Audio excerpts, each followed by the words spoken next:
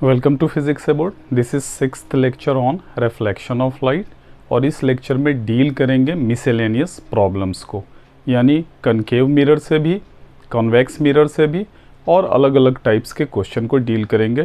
Plane mirror से भी कुछ क्वेश्चन ले लेंगे। आइए शुरू करते हैं। सबसे पहले तो आपने जो 6 टाइप्स ऑफ इमेज फॉर्मेशन देखा था, किस केस में? वो था कनकेव मिरर के केस में।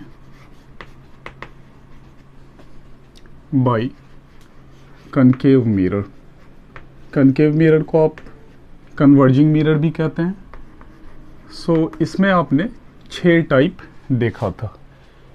मैं उन 6 टाइप को फिर से एक नए एंगल से आपको दिखाना चाहता हूँ कि इससे प्रॉब्लम कैसे सॉल्व किया जा सकता है, स्पेशली लीनियर मैग्निफिकेशन यानी मैग्निफिकेशन जिसको बोलते हैं उसके लिए। सबसे पहले मैं चाहता हूं कि ऑल द 6 टाइप्स मैं उसको रफली ड्रॉ कर दूं। ये रहा आपका कनकेव मिरर, और जब एक बार कनकेव मिरर में पोल और फोकस के बीच में कोई ऑब्जेक्ट प्लेस किया जाता है, ठीक है, तो उसका इमेज कहाँ बन जाता है? बिहाइंड द मिरर बनता है, वर्चुअल एंड इरेक्ट होता है और इनलार्ज्ड होता है। पहला केस। दूसरा केस, जब एग्जैक्टली मिरर के दिए हुए मिरर के फोकस पर आप पुट करते हैं किसी ऑब्जेक्ट को। ये रहा पोल, ये फोकस। फोकस पे जब प्लेस करते हैं तो कहाँ बनता है? वो बहुत दूर कहीं इनफाइनाइट पर एक रियल इमेज बनता हुआ दिखाई देता है। रियल होता है, इन्वर्टेड होता है और काफ़ी इनलार्ज्ड होता है। Is that okay? तीसरा केस, जब आप ऑब्जेक्ट को फोकस और सेंटर ऑफ कर्वेचर के बीच में कहीं डालते हैं तो वो कहाँ बनता है इमेज? उसका beyond the centre of curvature बनता है, रियल होता है, इन्वर्टेड होता है और इनलार्ज्ड होता है। इन तीनों केसेस में आपने देखा कि साइज ऑफ ऑब्जेक्ट जो है वो लेस देन है साइज ऑफ इमेज से।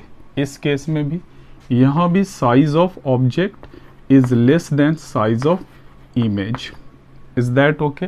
और इस केस में भी साइज ऑफ ऑब्जेक्ट ये less than size of image. Okay, अब आइए फोर्थ केस देखिए।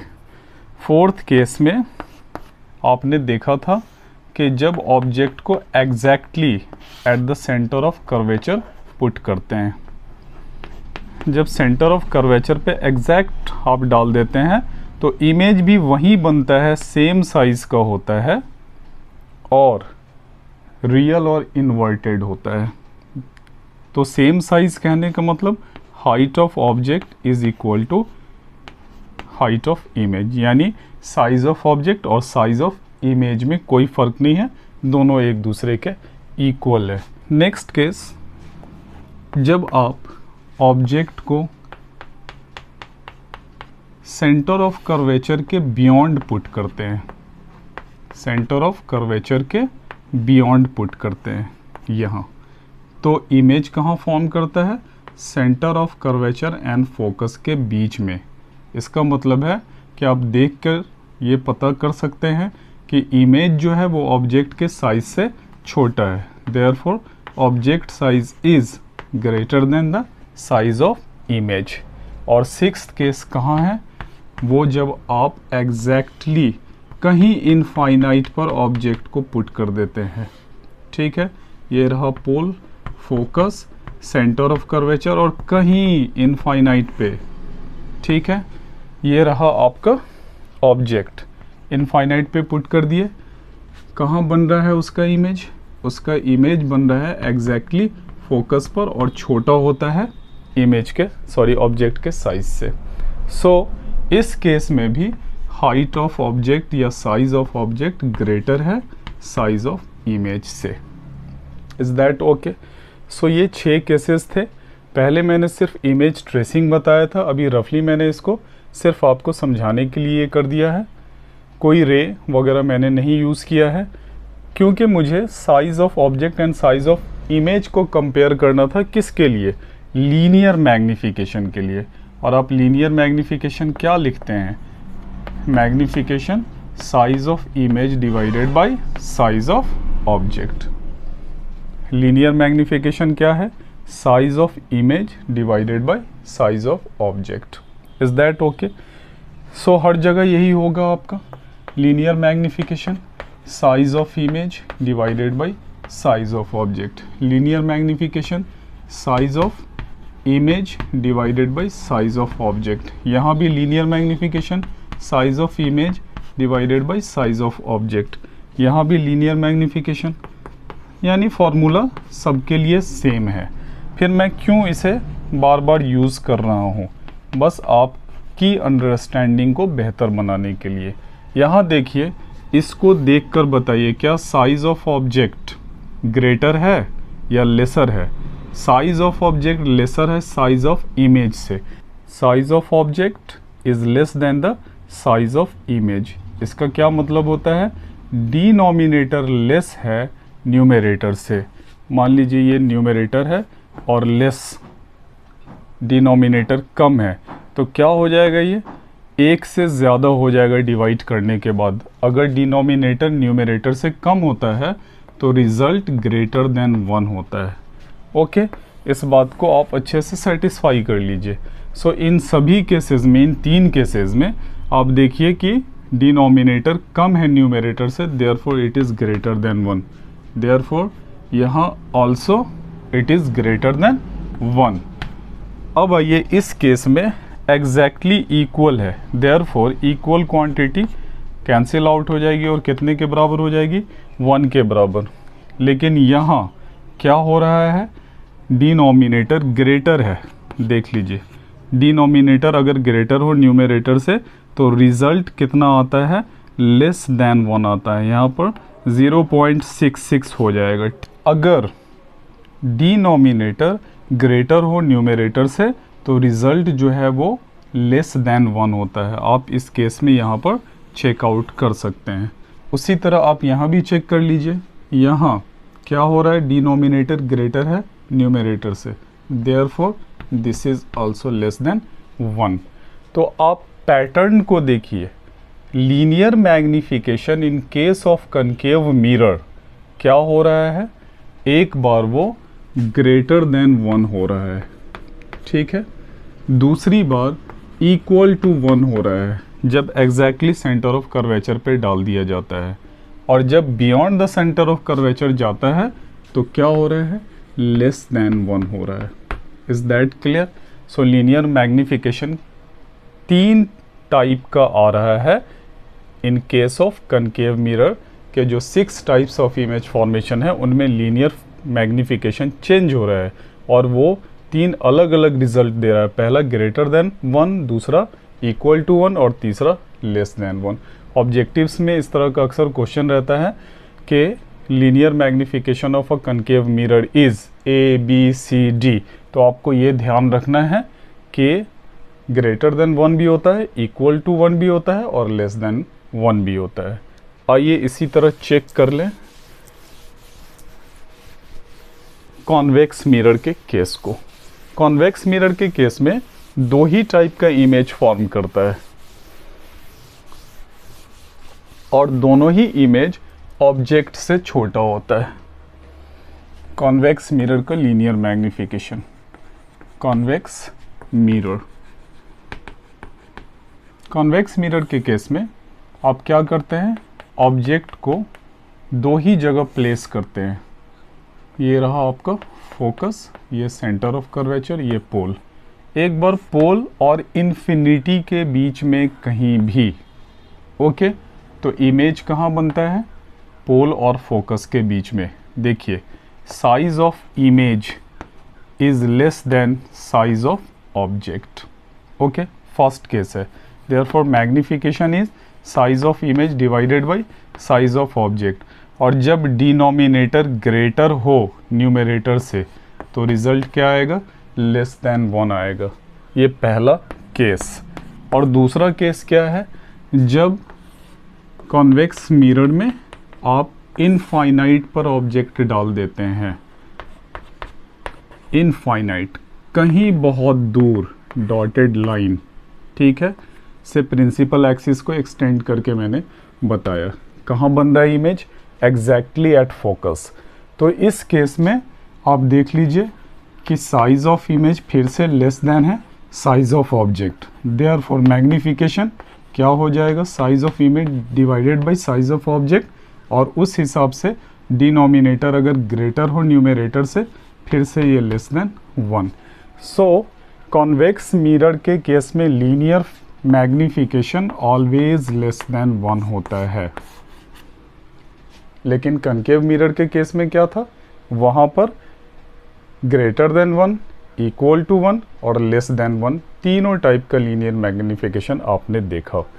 अब आइए, ये तो टाइप 2 था, दूसरे टाइप का इमेज फॉर्मेशन। अब देख लेते हैं प्लेन मिरर का केस। प्लेन मिरर के केस में जब आप इमेज को देखना चाहते हैं, प्लेन मिरर का केस, प्लेन मिरर में आपको ये इंफॉर्मेशन है कि ऑब्जेक्ट जितना बड़ा डालते हैं मिरर के सामने, जितना बड़ा उतना ही बड़ा इमेज भी बनता है, ठीक है। साइज जितना बड़ा ऑब्जेक्ट का होगा उतना ही बड़ा वहाँ इमेज भी बनता है, ठीक है।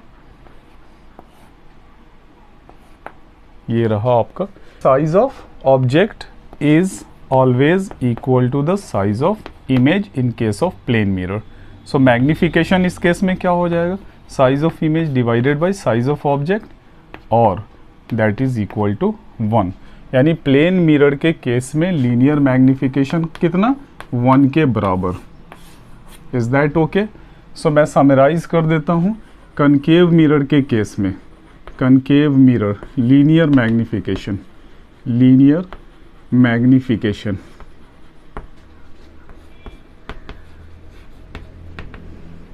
कनकेव मिरर के लिए क्या है, वो ग्रेटर देन 1 भी है, इक्वल टू 1 भी है और लेस देन 1 भी है, ओके। कॉन्वेक्स मिरर के केस में, कॉन्वेक्स मिरर के केस में ऑलवेज लेस देन 1, और प्लेन मिरर के केस में, प्लेन मिरर के केस में m इज यानी linear magnification is always equal to 1। So always stick to the basics. Basic पे जाकर बिल्कुल आप अपने आप को रोके रखिए और वहीं से रिजल्ट के लिए आप ट्राई कीजिए। सारी चीज़ें जो बेसिक कॉन्सेप्ट है वहीं पे छिपी होती हैं, बस उसको यूज़ करके आपको धीरे धीरे आगे बढ़ना होता है। ओके, आइए लेते हैं कुछ न्यूमेरिकल्स। सो प्लेन मिरर से ही कुछ न्यूमेरिकल पहले ले लेते हैं, उसके बाद फिर आगे बढ़ेंगे। अक्सर ये क्वेश्चन रहता है कि मान लीजिए कोई प्लेन मिरर के सामने एक ऑब्जेक्ट रखा हुआ है, ये रहा ऑब्जेक्ट, ठीक है, जिसकी दूरी मानकर चलिए 4 मीटर है, ओके। तो इसका इमेज भी आपको मालूम है कि 4 मीटर की ही डिस्टेंस पे बनने जा रहा है।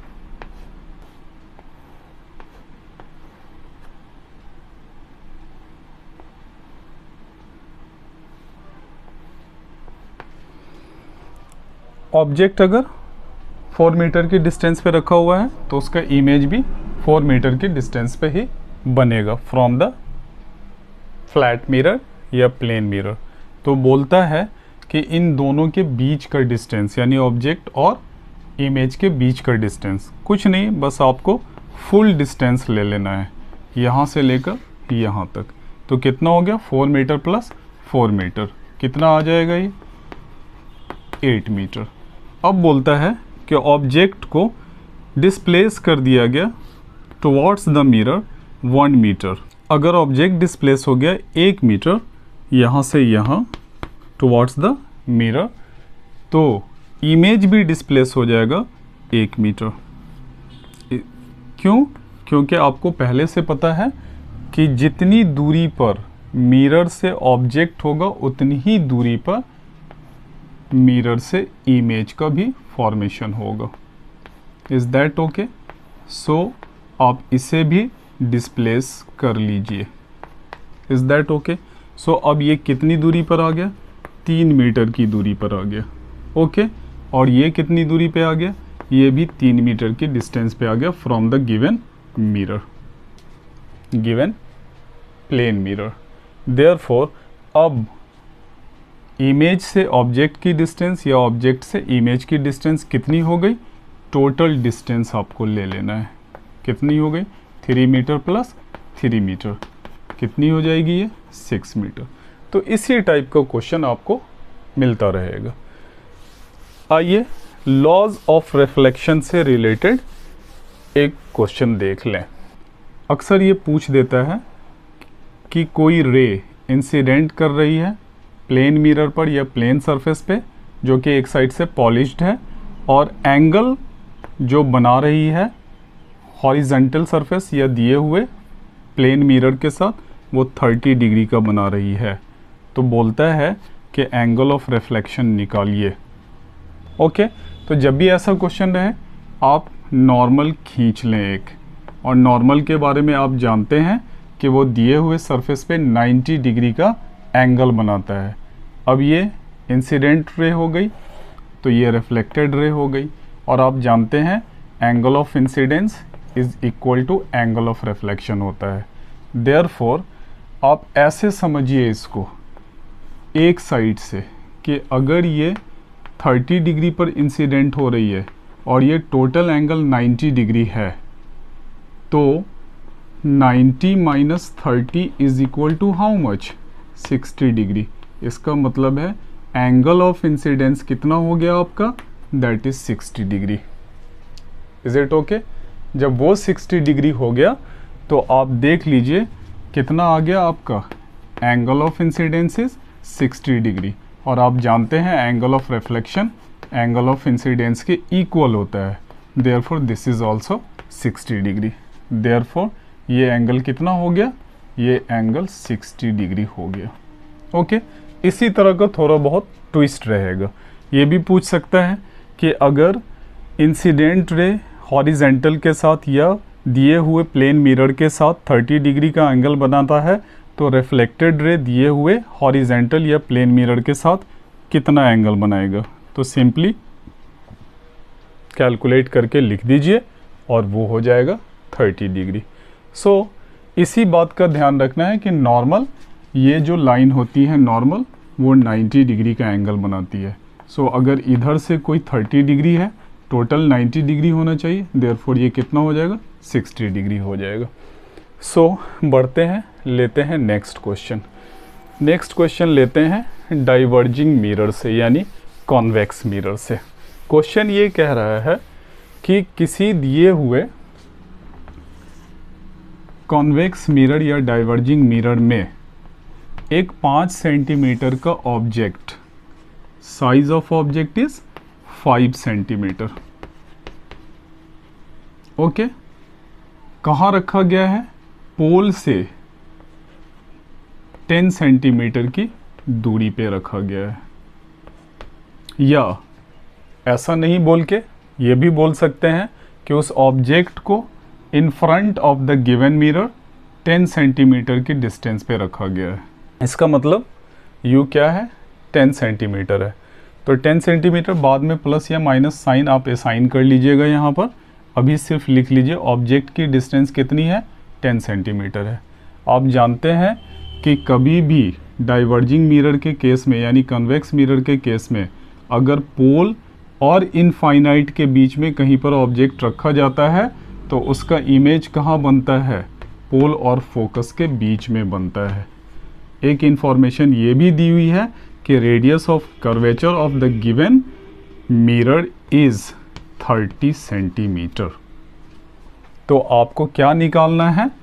इमेज कहाँ फॉर्म कर रहा है, हाइट ऑफ या साइज ऑफ इमेज क्या है, यानी नेचर, पोजीशन एंड साइज, तीनों चीज़ें आपको बताना है। इमेज का नेचर क्या है वो भी चीज़ आपको बता देना है, ठीक है। तो इंफॉर्मेशन इतनी सारी चीज़ दी हुई है। ऑब्जेक्ट देखिए प्रिंसिपल एक्सिस के अबव है, देयरफॉर प्लस साइन। आप लेते रे प्रिंसिपल एक्सिस के पैरेलल और आप देखिए लेफ़्ट टू राइट इंसिडेंट कर रहा है, लेकिन ये मुड़कर किधर चला जाता, ऐसे चला जाता, ठीक है। तो वापस इधर फोकस की तरफ प्रोजेक्ट आप कर लेते। अब देखिए आपको ये डिस्टेंस, ऑब्जेक्ट डिस्टेंस मेज़र करनी पड़ रही है, तो आप क्या कर रहे हैं, पोल से रे के अपोजिट ट्रैवल कर रहे हैं इस डिस्टेंस को मेज़र करने के लिए, यानी रे लेफ़्ट टू राइट जा रही है और डिस्टेंस मेज़र करने के लिए आपको राइट टू लेफ़्ट जाना पड़ रहा है, देयरफॉर साइन क्या, नेगेटिव। सो नेगेटिव आपने लगा दिया। अब रेडियस ऑफ कर्वेचर गिवन है, कितनी है वो, 30 सेंटीमीटर है। तो 30 सेंटीमीटर के लिए रे का डायरेक्शन देख लीजिए, यही है, भले ही ये क्रॉस करके इधर नहीं जाएगा बट डायरेक्शन तो वही है, लेफ़्ट टू राइट। और आपको रेडियस ऑफ कर्वेचर का डिस्टेंस मेज़र करने के लिए रे के डायरेक्शन में चलना पड़ रहा है, देयरफॉर ये साइन क्या, पॉजिटिव, देयरफॉर ये पॉजिटिव। एक चीज़ ध्यान रखिएगा कि डाइवर्जिंग मिरर के केस में रेडियस ऑफ कर्वेचर और फोकल लेंथ, चूँकि फोकल लेंथ इसी पर डिपेंड करता है, r/2, देयरफॉर ये कितना हो जाएगा, 30 divided by 2 that is 15 centimetre. तो radius of curvature and focal length दोनों ही पॉजिटिव होता है कॉन्वेक्स मिरर के केस में। कॉन्वेक्स मिरर के केस में focal length and radius of curvature always positive, इस बात को ध्यान रखिएगा। सो कभी कंफ्यूजन भी हो जाए तो कॉन्वेक्स मिरर के केस में फोकल लेंथ और radius of curvature always positive. Okay, अब बढ़ते हैं, यूज़ करते हैं मिरर्स फार्मूला का, ठीक है। Mirrors formula 1/v + 1/u is equal to 1/f, therefore 1/v is equal to 1/f minus 1/u। Is that okay? Now यही तो आपको निकालना है, वैल्यू पुट कीजिए। आप जानते हैं f is equal to r/2, 2 denominator से न्यूमरेटर में चला जाएगा, r डिनोमिनेटर में रह जाएगा, minus 1/u। Is that okay? Now 1/v यहाँ पर अब न्यूमेरिकल वैल्यू पुट कर दीजिए। न्यूमेरिकल वैल्यू कितना है, r/2 30/2, तो 2 तो उधर चला गया, sorry r 30 centimetre, therefore 2/30 minus 1/u minus 10, LCM 30 कितना हो गया, 2 और plus 3 that is 5/30, therefore v is equal to 30/5 that is equal to 6 centimetre. So कितना आ गया आपका v? v आ गया 6 centimetre with positive sign. Positive sign ये बता रहा है कि रे के डायरेक्शन में ही पोल से चलकर बिहाइंड द मिरर आप जा रहे हैं, यानी मिरर से उस तरफ जा रहे हैं। इमेज फॉर्मेशन कॉन्वेक्स मिरर के केस में सेम साइड नहीं बनता है, ओके, जिधर ऑब्जेक्ट रखा हुआ है उस साइड नहीं बन रहा है। सो पहला आपका रिजल्ट विथ पॉजिटिव साइन। अब आइए, आपको मालूम है मैग्निफिकेशन के बारे में, ये क्या होता है, size of the image divided by size of the object, okay. और ये रिलेटेड किस चीज़ से है, distance of the image divided by distance of the object. अब वैल्यू पुट कीजिए, साइज ऑफ इमेज आपको निकालना है और ये गिवन है size of the object that is 5 centimetre and this is अभी आपने निकाला है 6 सेंटीमीटर और ये ऑलरेडी दिया हुआ है -10, ओके। ये माइनस और minus cancel out, size of the image is 6 divided by 10 multiplied by 5, 5 2 जा 10, 2 3 जा, therefore size of the image is 3 centimeter, और वो भी पॉजिटिव साइन के साथ है, इसका मतलब है कि प्रिंसिपल एक्सिस के एबव बन रहा है। देयरफॉर एक चीज़ तो समझने में बिल्कुल आपको कोई दिक्कत नहीं होनी चाहिए कि पॉजिटिव साइन ये शो करता है कि वो प्रिंसिपल एक्सिस यानी इमेज जो बनेगा वो प्रिंसिपल एक्सिस के एबव बनेगा। कंपेयर ये भी कर लीजिए कि साइज़ ऑफ ऑब्जेक्ट 5 सेंटीमीटर और साइज़ ऑफ इमेज 3 सेंटीमीटर, यानी ऑब्जेक्ट से ये कम है, साइज़ ऑफ इमेज कम है। इसका मतलब मैग्नीफिकेशन जस्ट बताया है इसी लेक्चर में कि लेस देन 1 होता है इन केस ऑफ कॉन्वेक्स मिरर। तो अब क्या हो गया, नेचर का ये इरेक्ट है यानी वर्चुअल होगा, ठीक है। तो इस केस में ये वर्चुअल हो रहा है। दूसरी बात, वर्चुअल इमेज इरेक्ट होता है, जो कि सारे रिजल्ट से आपको क्लियर है ये वाला, ठीक है। और इरेक्ट है और साइज़ क्या है, कम है, डिमिनिश्ड है यानी छोटा है, किससे, ऑब्जेक्ट के साइज से। सो इमेज डिस्टेंस आपको मिल गया 6 centimetre, size of the image मिल गया 3 सेंटीमीटर, और आपको नेचर भी पता चल गया, वर्चुअल, इरेक्ट एंड डिमिनिश्ड है। It's okay. बढ़ते हैं नेक्स्ट क्वेश्चन पे, लेते हैं नेक्स्ट न्यूमेरिकल क्वेश्चन। ये कह रहा है कि अगर किसी ऑब्जेक्ट को, क्वेश्चन समझिए, object is placed, object is placed in front of mirror at 20 centimeter, then image is formed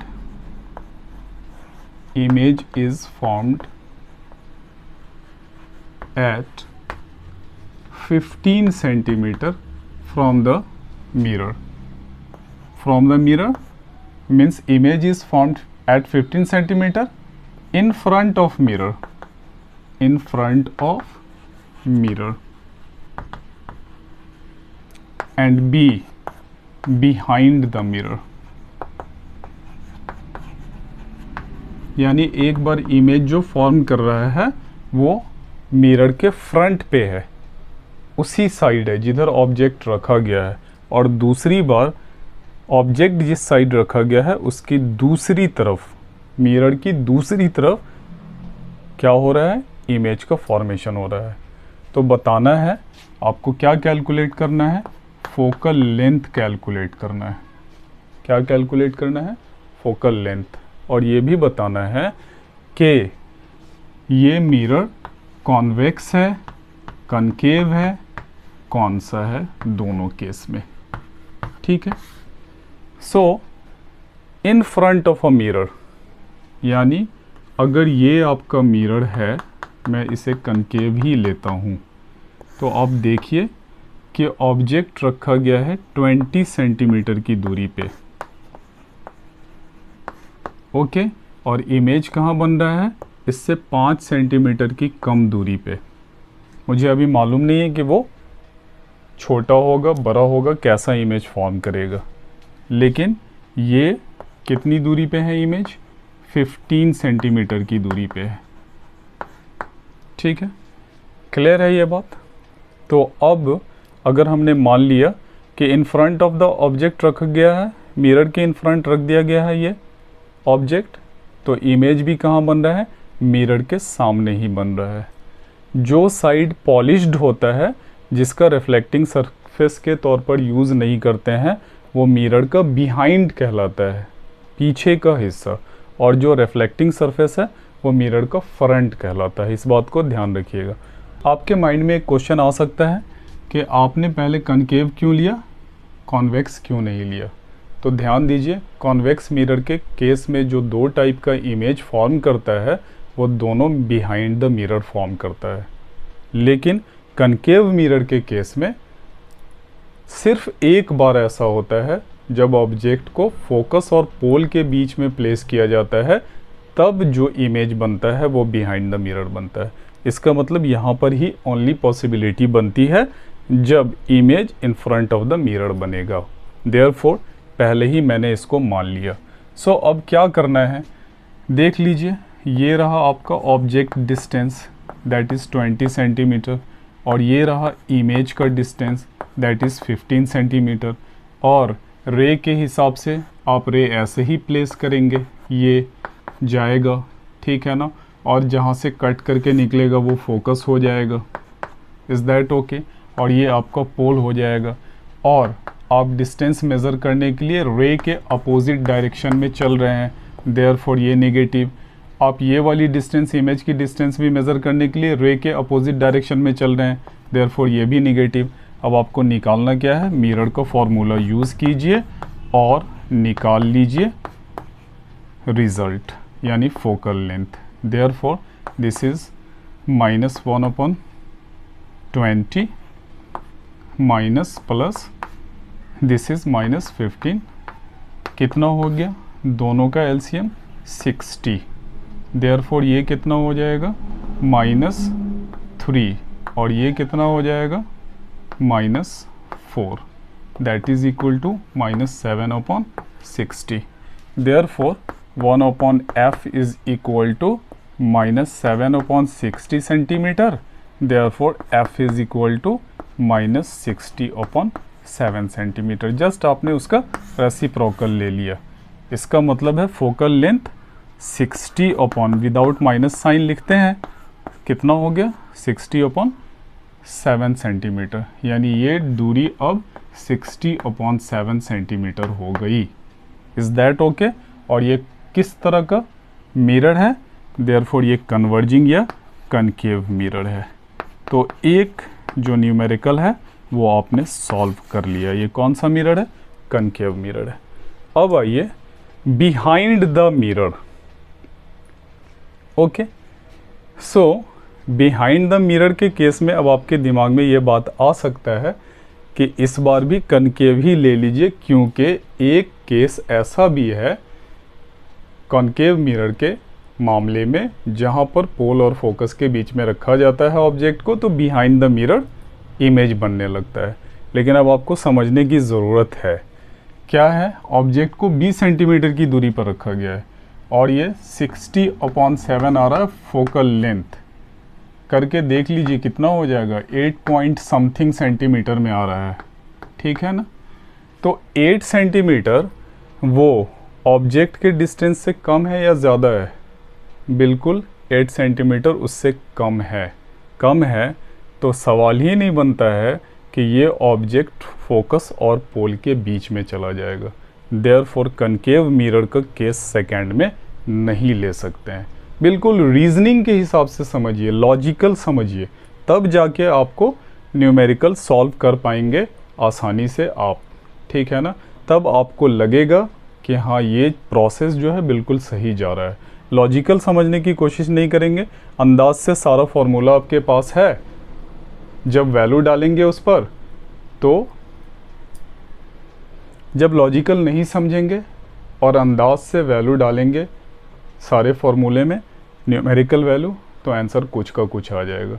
इसलिए लॉजिकल समझिए और टाइम दीजिए न्यूमेरिकल सॉल्व करने में। जस्ट ऐसे ही नहीं, प्रैक्टिस करके धीरे धीरे अपने स्पीड को बढ़ाइए, अचानक से स्पीड नहीं बढ़ जाता है।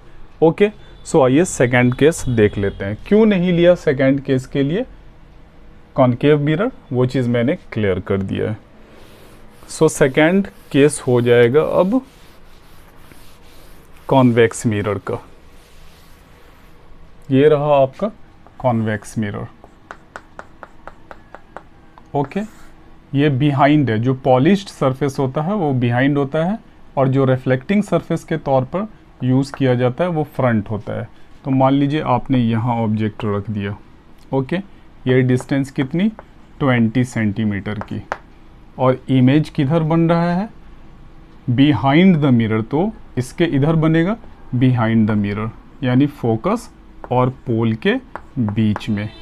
ये डिस्टेंस ऑलरेडी 15 सेंटीमीटर दी हुई है। ओके, अब देख लीजिए यहाँ पे कि अगर आप ये इंसिडेंट कराते हैं रे को parallel to the principal axis, then आप मेज़र करेंगे ये डिस्टेंस तो आपको रे के डायरेक्शन के अगेंस्ट चलना पड़ रहा है, therefore u is equal to -20 centimetre. But ये जो v है आपका वो रे के डायरेक्शन में ही आपको चलना पड़ रहा है ऐसे, therefore v is equal to +15 इस बार आ गया। ओके, सो ये रे के अगेंस्ट तो निगेटिव, रे के डायरेक्शन में तो positive, therefore 1/f is equal to 1/v plus 1/u। Okay, 1/15 plus 1/-20, LCM तो फिर से उतना ही होगा, therefore this is 4 and this is -3। How much? 4 - 3 1/60 centimetre, therefore 1/f is equal to 1/60 centimetre, therefore focus is equal to 60 centimetre. देख लीजिए यही फ़र्क है। और ये क्या है? कॉन्वेक्स मिरर का केस है। This is the case of convex mirror. पहले कनकेव मिरर के केस में रिज़ल्ट क्या आया था आपका?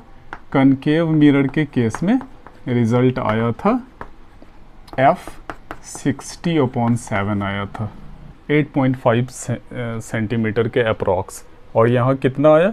60 सेंटीमीटर। यही डिफरेंस है। जब आप लेकर चलेंगे, सारे प्रोसेस को अच्छे से समझकर चलेंगे, तब आपको ये चीज़ें बिल्कुल क्लियर होती चली जाएंगी। अदरवाइज़ न्यूमेरिकल से स्टूडेंट्स को मैंने देखा है अपने एक्सपीरियंस से, वो टच भी नहीं करना चाहते हैं। वो चाहते हैं कि यार इतना sign conventions, positive negative values, फिर सबको कैलकुलेट करो, दिमाग लगाओ, in front of mirror, behind the mirror, ETC and ETC। छोड़ो यार, देखते हैं बोर्ड्स में तो ऐसे बहुत कम न्यूमेरिकल्स रहते हैं, सो किसी तरह 1-2 स्किप भी कर जाएंगे तो ठीक ठाक रिजल्ट आ जाएगा। प्लीज़ गो ऑन एंड क्या बोलते हैं, सामने से उसको लीजिए और उसको डील करने की कोशिश कीजिए, भागिए मत। आइए देखते हैं नेक्स्ट क्वेश्चन। ये क्वेश्चन कह रहा है कि एक डाइवर्जिंग मिरर में किसी ऑब्जेक्ट को, और डाइवर्जिंग मिरर का रेडियस ऑफ कर्वेचर गिवन है, दैट इज़ 40 सेंटीमीटर। यानी एक डाइवर्जिंग मिरर जिसका रेडियस ऑफ कर्वेचर 40 सेंटीमीटर है, जब ऑब्जेक्ट को उसके सामने डाला जाता है तो एक इमेज फॉर्म करता है, and the size of image is half of the size of the object. Is that clear? Clear हो गया? ये क्या क्या है? रेडियस ऑफ कर्वेचर दिया हुआ है दिए हुए डाइवर्जिंग मिरर का यानी कॉन्वेक्स मिरर का, और ऑब्जेक्ट जो है वो जब उसके सामने डाला जाता है तो जो इमेज बनती है वो ऑब्जेक्ट के साइज़ की हाफ होती है। ओके, तो आपको क्या क्या निकालना है? बोल रहा है ऑब्जेक्ट डिस्टेंस फाइंड कीजिए, और इमेज की डिस्टेंस बताइए, और नेचर बताइए, और नेचर बताइए। किसका? Nature of image. ओके, सो यही इंफॉर्मेशन काफ़ी है। आप जानते हैं कि डाइवर्जिंग मिरर के केस में ऑब्जेक्ट और इमेज दोनों ही प्रिंसिपल एक्सिस के एबव होता है, देयरफॉर क्रॉस मल्टीप्लाई करके यहाँ ले आइए डिनोमिनेटर में साइज ऑफ ऑब्जेक्ट को, ये कितने के बराबर हो गया, और इसी को हम क्या बोलते हैं? मैग्नीफिकेशन बोलते हैं। और मैग्नीफिकेशन का एक और फॉर्मूला है, this is size of image divided by size of object, that is equal to magnification. And magnification के लिए निगेटिव साइन के साथ distance of the image divided by distance of the object. Okay, so यहाँ कितना आ गया magnification? 1/2 आ गया, that is equal to -v/u। Therefore अगर आप देखेंगे v के लिए लिखेंगे तो ये कितना हो जाएगा? -u/2। ओके, यही इंफॉर्मेशन अब आपके काम आने वाली है। अब आप मिरर फॉर्मूला लिखिए, 1/v plus 1/u is equal to 1/f। और f के लिए आप जानते हैं, यहाँ देखिए रेडियस ऑफ कर्वेचर गिवन है, that is 40 centimetre. Plus minus कौन सा साइन होगा? आप आंख बंद करके यहाँ प्लस लगा सकते हैं। क्यों? क्योंकि रेडियस ऑफ कर्वेचर जो है वो बिहाइंड द मिरर है और जिस डायरेक्शन में रे जा रही है उसी डायरेक्शन में आप पोल से चल रहे हैं। देयरफॉर ये 40 सेंटीमीटर, और आप जानते हैं कि f जो होता है वो कितने के बराबर होता है, r/2 के बराबर होता है। तो अगर फोकल लेंथ भी निकालना है तो यहाँ से निकाल लीजिए, ठीक है। That is 40 divided by 2, that is 20 centimetre. Is that okay? So value put कर लीजिए। अब कितना v का वैल्यू दिया हुआ है -u/2, तो 2 कहाँ चला जाएगा, न्यूमरेटर में, divided by u, plus 1/u, that is equal to how much, 1/20। इसको डील कर लीजिए, कितना हो गया, -2 + 1 and that is equal to 1/20। अब ये जब आप लिखेंगे तो this is equal to -1/u and that is equal to 1/20 centimetre. Therefore u is equal to -20 centimetre. Clear है?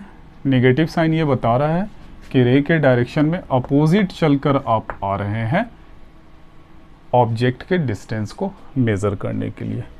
ये फॉर्मूला आपके पास है ही, वहाँ से आप क्या निकाल लें, इमेज डिस्टेंस निकाल लें। -20 डिवाइडेड बाई 2, कितना हो गया, माइनस माइनस प्लस, एंड ये कितना हो गया, 10 सेंटीमीटर।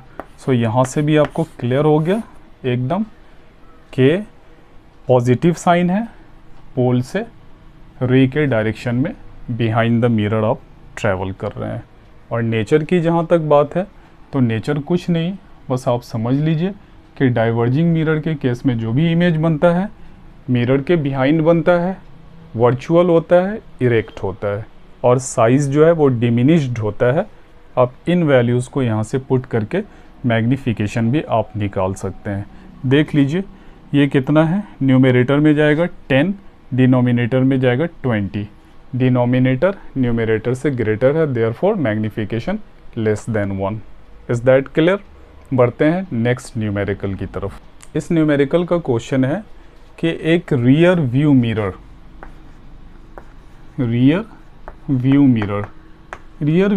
जो होता है वो कौन सा मिरर होता है, वो कॉन्वेक्स मिरर होता है, ठीक है। रियर व्यू मिरर कौन सा होता है, कॉन्वेक्स मिरर होता है, ठीक है। तो उसका रेडियस ऑफ कर्वेचर दिया हुआ है, दैट इज़ 3 मीटर, और बोल रहा है कि रियर व्यू मिरर में जब आप देखते हैं तो ऑब्जेक्ट जो है वो खड़ा हुआ है 5 मीटर की दूरी पर। रेडियस ऑफ कर्वेचर उस रियर व्यू मिरर का 3 मीटर है और ऑब्जेक्ट जो है वो कहाँ पे है, 5 मीटर की डिस्टेंस पे है। तो बोलिए कि इमेज कहाँ फॉर्म करेगा। क्लियर सी बात है, रियर व्यू मिरर कौन सा होता है, कॉन्वेक्स। आइए देखते हैं इसका एक रफ फिगर। मैं हमेशा बोलता हूँ रफ फिगर ज़रूर बनाया कीजिए, इससे न्यूमेरिकल की अंडरस्टैंडिंग आपकी बहुत अच्छी हो जाती है। सो ये रहा आपका पोल, ये रहा फोकस, और इधर सेंटर ऑफ कर्वेचर। ओके, तो ये डिस्टेंस आपकी दी हुई है 3 मीटर, और 5 मीटर की दूरी पर कहीं ऑब्जेक्ट रखा हुआ है, ठीक है। सो रे तो ऐसे ही इंसिडेंट आप कराएंगे, और अब इतना बताने की ज़रूरत नहीं, यहाँ पर कितना हो गया, 5 मीटर हो गया नेगेटिव साइन के साथ, और रेडियस ऑफ कर्वेचर कितना, 3 मीटर विथ पॉजिटिव साइन। क्यों? क्योंकि आप पोल से एक बार अगेंस्ट जा रहे हैं और एक बार इन द डायरेक्शन जा रहे हैं। ओके, इस इंफॉर्मेशन के बाद अब मिरर्स फार्मूला का यूज़ कर लीजिए, that is equal to 1/f। आप जानते हैं f is equal to r/2, therefore 3 metre divided by 2, therefore 1/f कितना हो जाएगा, रेसिप्रोकल 2/3 मीटर। वैल्यू यहाँ पुट कर लीजिए, पहले इसे अरेंज कर लीजिए। कितना हो गया ये, 2/3 माइनस, और ये वैल्यू 1/-5, 15, ये हो जाएगा 5 टाइम्स 15 आएगा 3 से, therefore this is 10 and this is 3, तो +3, that is 13/15। Therefore, if 1/v is equal to 13/15 metre, therefore v is equal to 15/13 metre. Divide कीजिएगा, ये लगभग 1.15 मीटर अप्रॉक्स, नॉट एग्जैक्ट, ये इतना रिजल्ट, यानी इमेज डिस्टेंस कितनी है 1.15 मीटर। एक न्यूमेरिकल और मैं ले लेता हूँ। इसका क्वेश्चन ये है कि if object is placed at 15 centimetre in front of mirrors, mirrors में कौन कौन आ जाएगा, कनकेव और convex, of radius of curvature, radius of curvature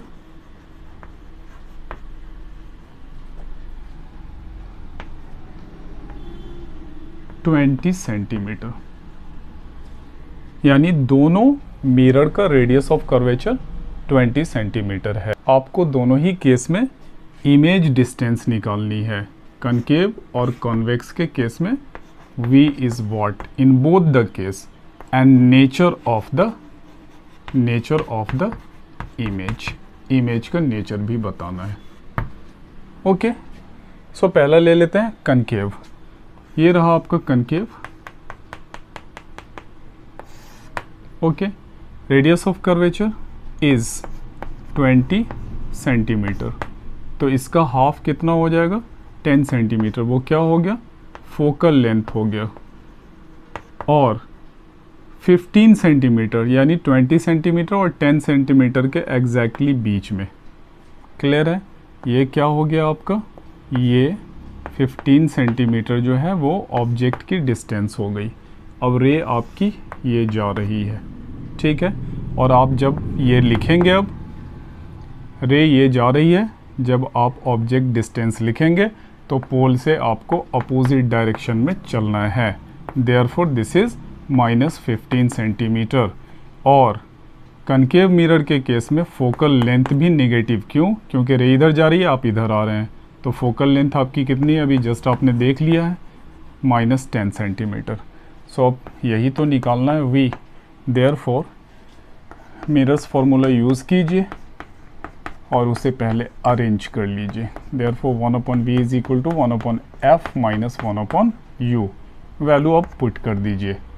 1/-10 minus 1/-15, 10 और 15 के लिए LCM 30, this is -3 and this is +2, that is -1/30। Reciprocal लिख लीजिए, v is equal to -30 centimetre. एकदम सही रिजल्ट आ रहा है, क्यों, क्योंकि जब object centre of curvature and focus के बीच में डालते हैं तो इमेज उसका beyond the centre of curvature बनता है। और नेगेटिव साइन मतलब in front of the mirror ही बनेगा। देयरफॉर ये आपका आ गया 30 सेंटीमीटर। दूसरी बात यह है कि मैग्नीफिकेशन आप निकालना चाहेंगे, आपके पास दोनों रिजल्ट है। Therefore magnification is equal to -v/u, value put कीजिए -30 डिवाइडेड बाय, और ये एक नेगेटिव तो पहले से रहेगा ही रहेगा, ठीक है, that is equal to -30 divided by -15, कितना हो गया -2। इसका मतलब है कि इमेज का size of image divided by size of object that is equal to -2। -2 क्या बता रहा है, इन्वर्टेड है, और इमेज का साइज क्या है, वो ऑब्जेक्ट के साइज का डबल है। एक वीडियो में मैंने, इससे पहले वाली वीडियो में इस तरह का क्वेश्चन डील किया हुआ है, आप प्लीज़ उसे भी जाकर देख लेंगे। So size of image is 2 times the size of object. Negative sign क्या बोल रहा है, देयरफॉर नेचर जो हो गया, नेचर क्या हो गया, रियल इमेज बन रहा है, इन्वर्टेड बन रहा है, और साइज जो है वो इनलार्ज्ड है। सो इस केस में आपने ये नेचर भी उसका निकाल लिया है। Real, inverted, enlarged. ओके, आइए कॉन्वेक्स मिरर का केस देख लें। कॉन्वेक्स मिरर के केस में थोड़ी सी चेंजिंग आ जाएगी, फोकल लेंथ चेंज कर जाएगा। मैंने इसे जानबूझ के छोड़ा है, सिर्फ प्लस माइनस का साइन आपको इसके साथ अटैच करना है। कन्वेक्स मिरर का केस, ये रहा आपका कन्वेक्स मिरर, ये उसका बिहाइंड, ये वाला फ्रंट, ये फोकस, ये सेंटर ऑफ कर्वेचर। ये रहा कितना 20 सेंटीमीटर, यानी रेडियस ऑफ कर्वेचर 20 सेंटीमीटर। तो रेडियस ऑफ कर्वेचर अगर 20 सेंटीमीटर है तो जाहिर सी बात है कि दिस इज इक्वल टू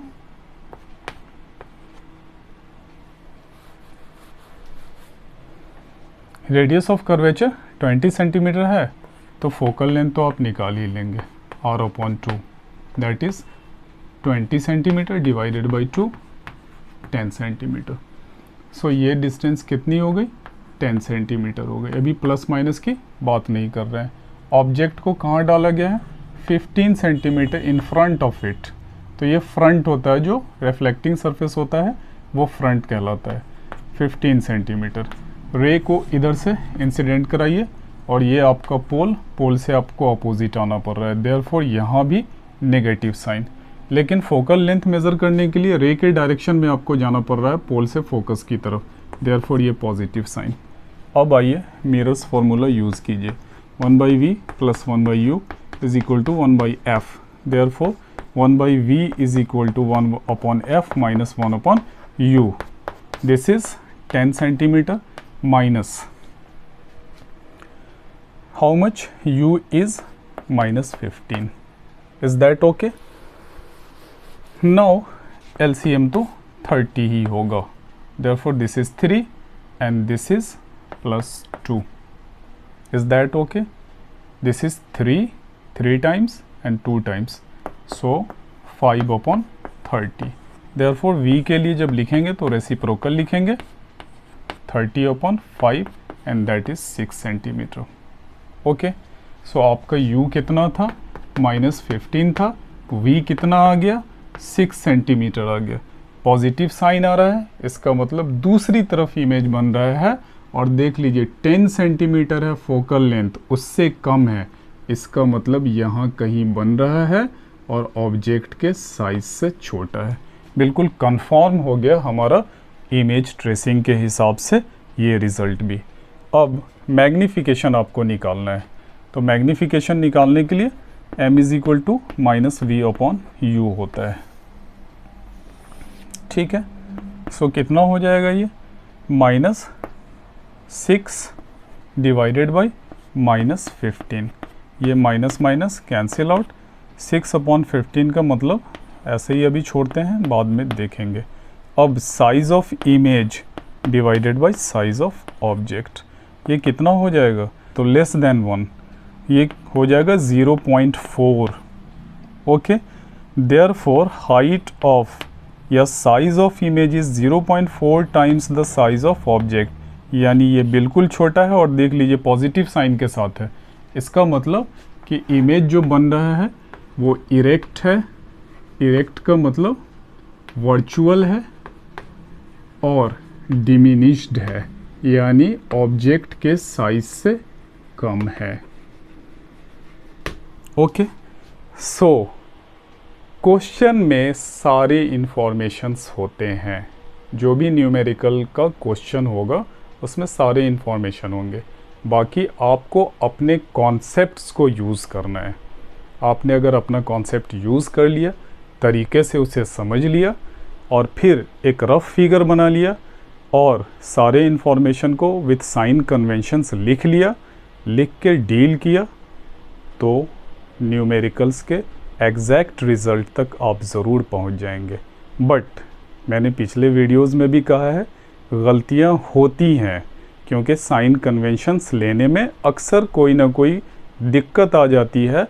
आप कन्फ्यूज़न में कुछ लिख देते हैं या जल्दबाजी में भी कुछ लिख देते हैं। गलतियां करने से बिल्कुल नहीं डरिए। मिलते हैं नेक्स्ट लेक्चर में। Till then have a nice time, best of luck, thanks a lot.